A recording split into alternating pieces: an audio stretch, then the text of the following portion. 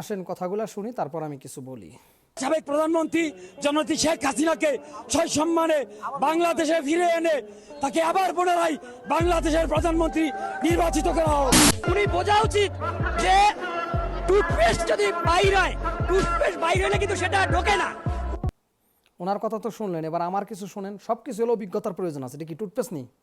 দেখেন তো, ওই যে টুথপেস্ট বাইরেছে নি, আমি আবার ভিতরে নিয়ে গেছি। কিন্তু দেখেন, একবার না দুইবার না শতবার আমি বাই করতে পারবো, ভিতরে নিতে পারবো। বাই করছি, ভিতরে নিছি। এটা হলো সব কিছুর অভিজ্ঞতার প্রয়োজন আছে।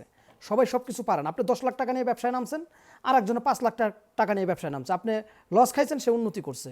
এটা হলো বাস্তবতা, আপনার মানতে হবে। আপনার কাছে অসম্ভব, কিন্তু আওয়ামী লীগের কাছে সম্ভব। যখন বঙ্গবন্ধু একটা ডাক দিয়েছিল স্বাধীনতার জন্য, অনেকেই বলছিল এ কি বলে, এই এত বড় শক্তিশালী দেশের সাথে নিরস্ত্র বাঙালিকে কি মারবে উনি, যুদ্ধ কি জয়লাভ করতে পারবে? কিন্তু সাহস ছিল ওনার, সৎ সাহস, আর উপরে আল্লাহ ছিল। আল্লাহর উপর ওনার ভরসা ছিল, সেই কারণে যুদ্ধে জয়লাভ হয়েছে। শক্তিশালী পাকিস্তানের সাথে নিরস্ত্র বাঙালি আত্মবিশ্বাস ছিল, যুদ্ধে জয়লাভ করে একটা স্বাধীন সার্বভৌমত্ব দেশ উপহার দিয়েছে। আমরা সেই বঙ্গবন্ধুর সৈনিক। ইনশাআল্লাহ জয় আমাদের হবে। আমাদের মাননীয় নেত্রী শেখ হাসিনা, ইনশাআল্লাহ উনি সত্যের পথে আছে, উনি বীরের বেশে আবার উনি বাংলাদেশে আসবে। ইনশাআল্লাহ আওয়ামী লীগ আবার উইন করবে, ক্ষমতা আসবে, এতে কোনো সন্দেহ নাই। আপনার কাছে হতে পারে অসম্ভব। গণতন্ত্র এমনই একটা জিনিস, শিয়ালে শিকার করছে, বাঘের শক্তি বেশি, বাঘে ছিনিয়ে নিয়ে যাবে। বাঘে শিকার করছে, সিংহের শক্তি বেশি, বাঘের কাছ থেকে সিংহ ছিনিয়ে নিয়ে যাবে। গণতন্ত্র এইভাবেই চলে।